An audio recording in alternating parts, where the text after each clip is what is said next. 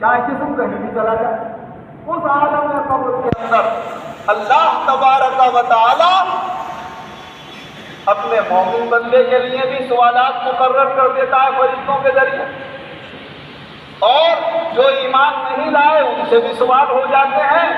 اللہ کا کرم ہوتا ہے کہ ایمان والا صحیح جواب دے دیتا ہے، اور جس کا ایمان یا تو برباد ہو گیا یا وہ ایمان لایا ہی نہیں تھا اس کے جوابات درست نہیں ہوتے، تو پھر دونوں کی حالت اس عالم قبر میں الگ الگ ہوتی ہے۔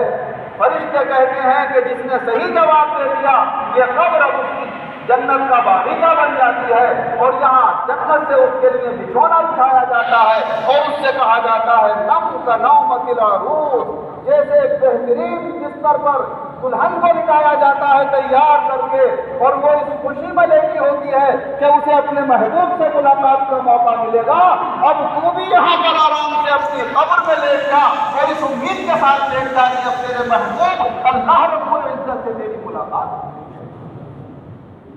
اور جب اس کا ایمان خراب ہو جاتا، صحیح جواب نہیں دے پاتا، جب فرشتہ پوچھتا ہے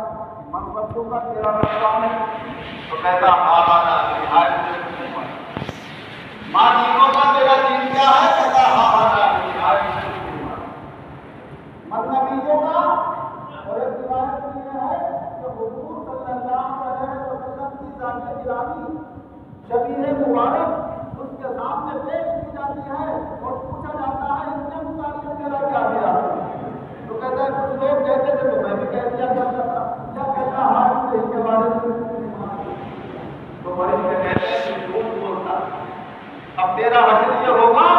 کہ تیری قبر کو دوزخ کا راہ بنا دیا جائے گا، اور دوزخ سے آگ کی شکل میں بستر لا کر بچھایا جائے گا، اور دوزخ سے تیری قبر کے اندر کھڑکی کھڑکی جائے گی کہ وہاں سے گرم گرم ہوائیں تیری قبر کے اندر جائیں۔ حضور صلی اللہ علیہ وسلم ارشاد فرماتے ہیں کہ اس کے اوپر ایسے فرشتے مقرر کیے جاتے ہیں جو ان کو آزاد دیتے ہیں، ہتھوڑے مارتے ہیں، وہ چیختا ہے، تو اس کی آواز کو اللہ نے جنوں سے اور انسانوں سے چھپا دیا ہے، باقی ساری مخلوق اس کی آواز سنتی ہے۔ اگر جن اور انسان سن لے تو ہنسنا بھول جائے، اپنی زندگیاں صحیح طریقے سے گزارنا بھول جائیں، ان دو حالتوں میں سے یہ حالت آخرت میں یہی قبر سے شروع ہو جائے۔ لہذا جب کوئی بندہ اس دنیا سے رخصت ہو جاتا ہے تو اس کی قبر کی پہلی منزل اسے خبردار کر دیتی ہے کہ آگے اب تیرے ساتھ کیا ہونے والا ہے۔ حضور صلی اللہ علیہ وسلم ارشاد فرماتے ہیں القبر روضۃ من ریاض الجنہ او حفرۃ من حفر النار او کما قال رسول اللہ صلی اللہ علیہ وسلم، کہ یہ قبر یا تو جنت کا باغیچہ بن جاتی ہے یا دوزخ کا گڑھا بن جاتی ہے۔ اللہ ہمارا ایمان اس دنیا میں بھی قائم رکھے، اور جب دنیا سے جائیں تو ایمان کے ساتھ جائیں۔ سب سے بڑی دولت ایمان ہے، باقی جتنی دولتیں ملتی ہیں اس کے ذمہ میں تو وہ ہمارے لیے فائدہ ہے، اور خدا نخواستہ ایمان میں گڑبڑ ہے تو ساری دنیا کی دولتیں، عہدے، عزتیں، شرف سب اس وقت ختم ہو جائیں گے جب یہ سانس کا ڈولا ٹوٹ جائے گا، سب یہی رہ جائیں گے اور آخرت میں کچھ کام آنے والا نہیں۔ حضور نبی اکرم صلی اللہ علیہ وسلم ارشاد فرماتے ہیں کہ اس کی روح کی حالت تو ابھی دفن سے پہلے شروع ہو جاتی، جب تم کسی کا جنازہ اپنے کاندھوں پر لے کر چلتے ہو، اور فرمایا وہ مومن ہوتا ہے، نیک ہوتا ہے، تو کہتا ہے مجھے تیز تیز لے کر چلو، رحمت میرا انتظار کرو، اور خدا نخواستہ ایمان والا نہیں ہوتا ہے تو کہتا ہائے مجھے کہاں لے جا رہے ہو، ہائے مجھے کہاں لے جا رہے ہو، ہائے میری بربادی، ہائے افسوس، افسوس اس کا شروع ہو جاتا ہے جو ایمان کے ساتھ دنیا سے نہیں جاتا۔ اور جب ہمارا کوئی مومن بھائی، مسلمان بھائی دنیا سے چلا جاتا ہے تب کوئی زندہ تو نہیں، پھر ہماری اور آپ کی بس ایک ہی ذمہ داری رہ جاتی ہے کہ اپنے دنیا سے جانے والے مومن بھائیوں کو یاد رکھیں، ان کے لیے مغفرت کی دعائیں کریں۔ وہ دعائیں اللہ تعالیٰ نے قرآن پاک میں بھی ہمیں سکھائی، یہ ہمیں دعا بتائی کہ وہ دعا کیا کرو کہ پہلے تو اپنی رب کے مسلمین والے والدین وللمؤمنین یوم یقوم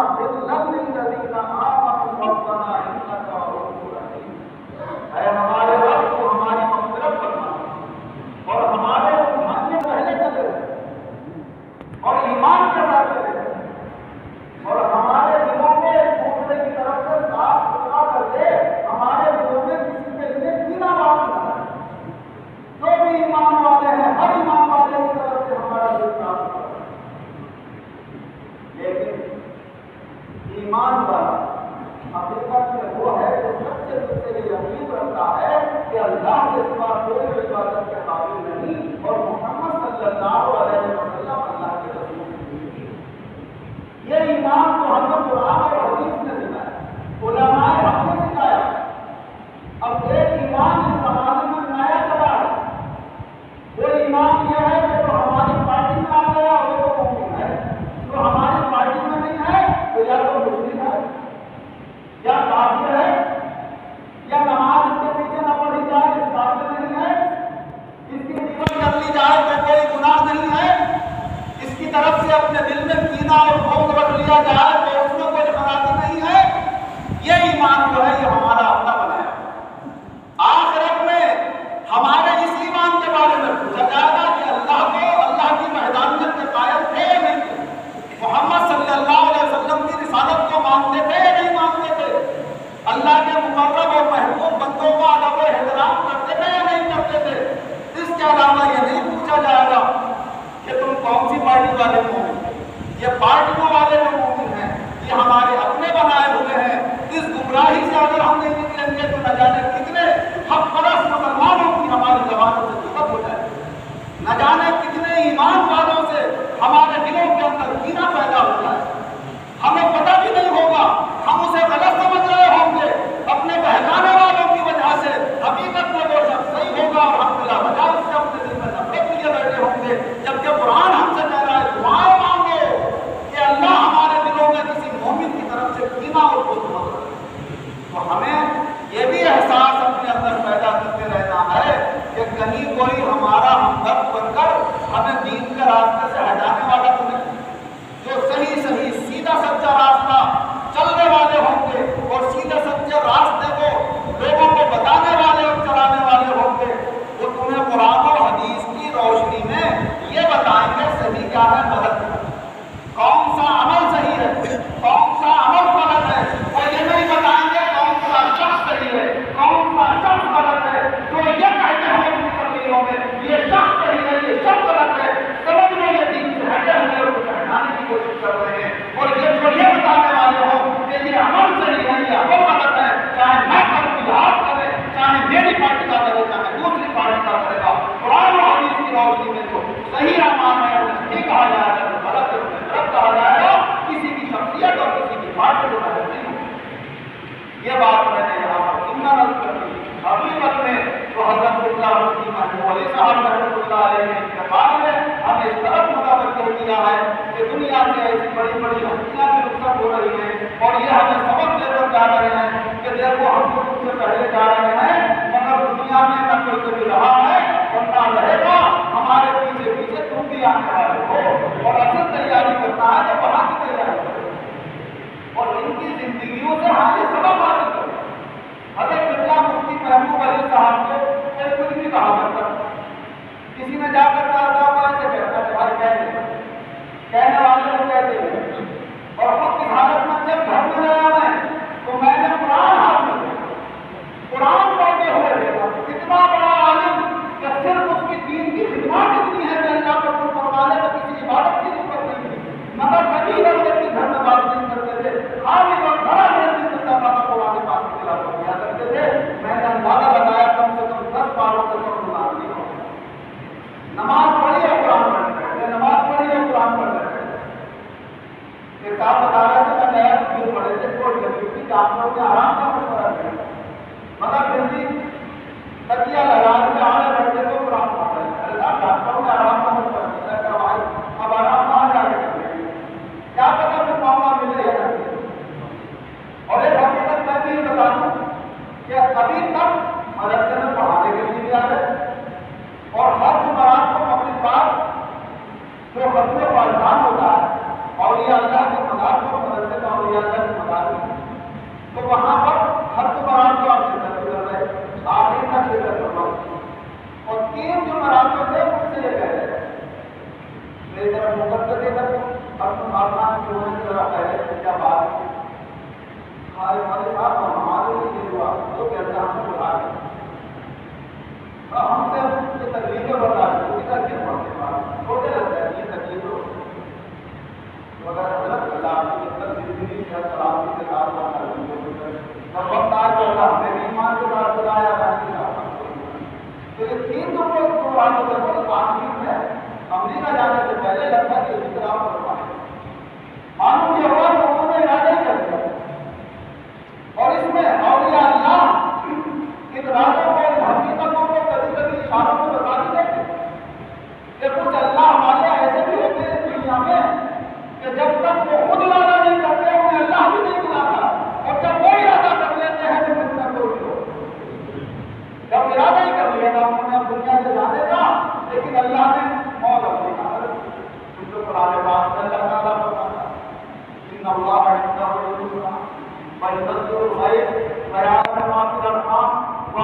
تدری نفس ماذا تکسب غدا وما تدری نفس بأي أرض تموت.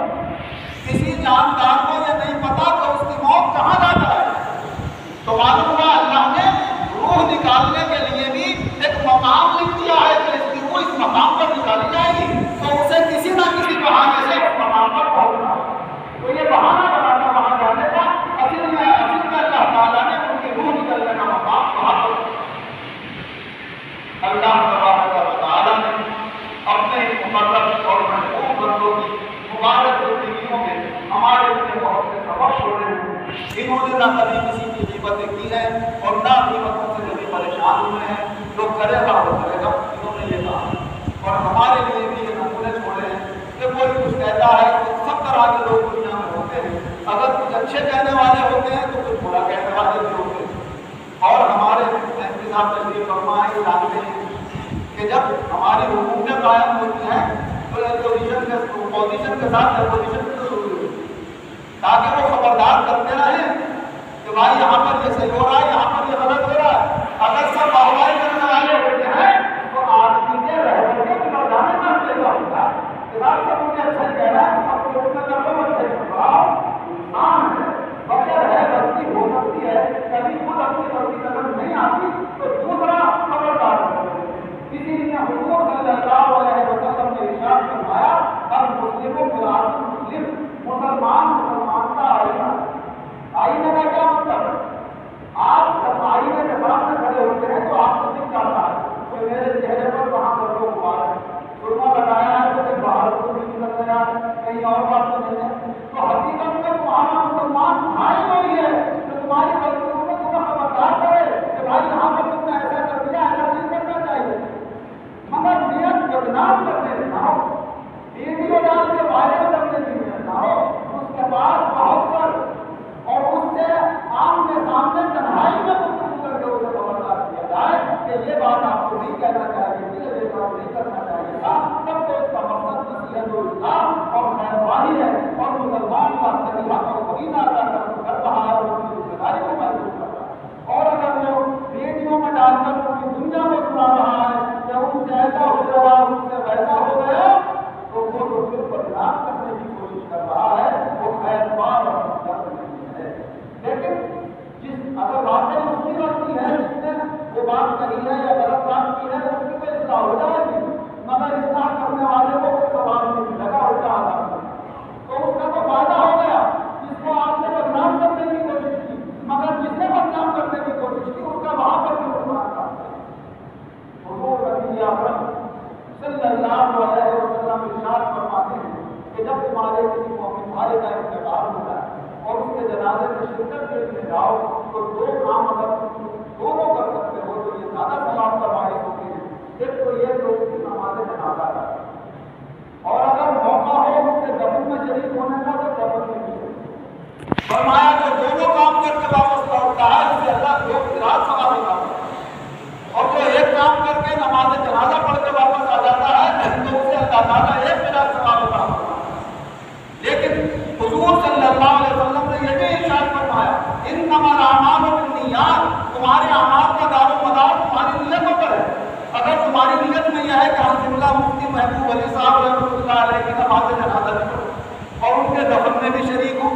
اور دفن کرا کے واپس ہوا، مگر آپ کو خبر ملی کہ نماز جنازہ کے لیے تو میدان وسیع ہے مگر دفن کی جگہ چھوٹی ہے، ہم وہاں نہیں پہنچ سکتے، لیکن ہماری نیت تھی کہ اگر پہنچ سکتے تھے تو دفن میں بھی شریک ہوتے، تو اللہ سے امید ہے پھر بھی اللہ کو قرات دفن میں شریک ہونے کا بھی ثواب دے دے گا اور نماز جنازہ کا بھی ثواب دے گا. ورنہ ایک قرات کو ثواب نہیں ملے گا. یا رسول اللہ قرات کیا ہوتا ہے؟ تو حضور صلی اللہ علیہ وسلم نے فرمایا ایک قرات ایک بہت پہاڑ کی برابر ہوتا ہے، اتنا ثواب اللہ دیتا ہے نماز جنازہ. اور پھر امید ہے کہ بڑی تعداد میں لوگ آپ کی نماز جنازہ میں شریک ہو. اگر 40 لوگ شریک ہو جاتے ہیں کسی مسلمان کے جنازے میں تو اللہ کو مغفرت کرتے ہیں. حضرت فیض رضی اللہ عنہ جو حضرت عبداللہ ابن عباس رضی اللہ عنہ کے شاگرد ہیں، وہ روایت فرماتے ہیں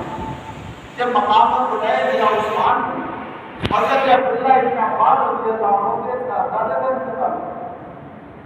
سفر میں اور لوگ کے ساتھ میں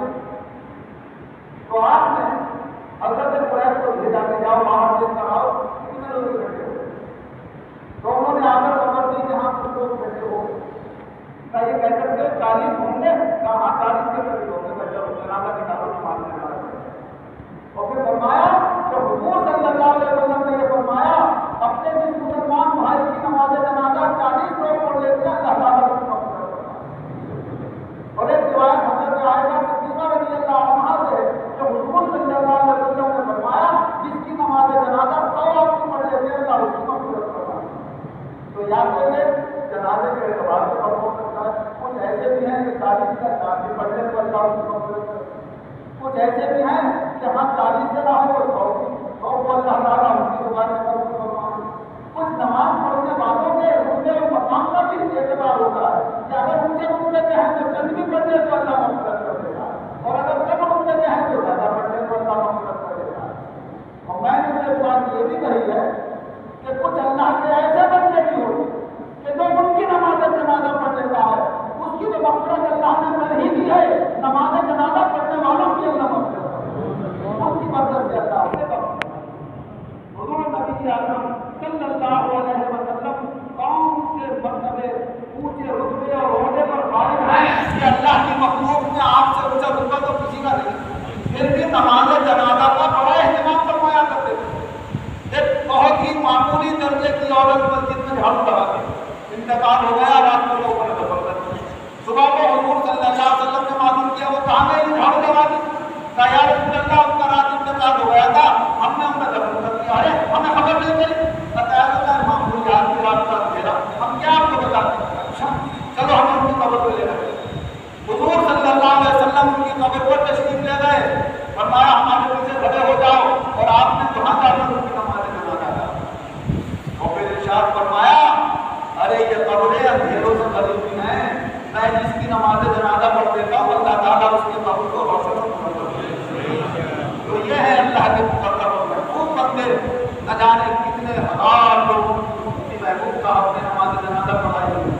کتنوں کو اللہ کے دربار میں بخشوا کر پہنچوایا ہوگا. سفارشیں بھی ہوں گی. آج ہمارے اوپر ان کا بھی حق بنتا ہے کہ ہم زیادہ سے زیادہ ان کی نماز جنازہ میں شریک ہوں. حضور صلی اللہ علیہ وسلم ارشاد فرماتے ہیں کہ شرکت میں یہ بھی لحاظ رکھا کرو کہ تمہیں اس کے جنازے کو کھانا دینے کا موقع مل جائے. فرمایا یہ بھی اس کا حق ہے, اگر کسی نے اس کی چارپائی کا جب اس جنازے کی چارپائی اپنے کھانے پر 3 مرتبہ اٹھا دی تو اس کا حق ہے.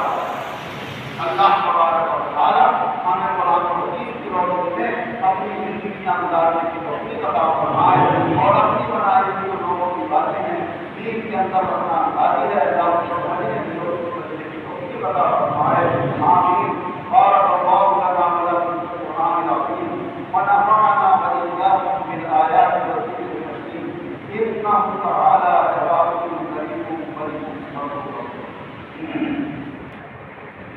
الحمد لله.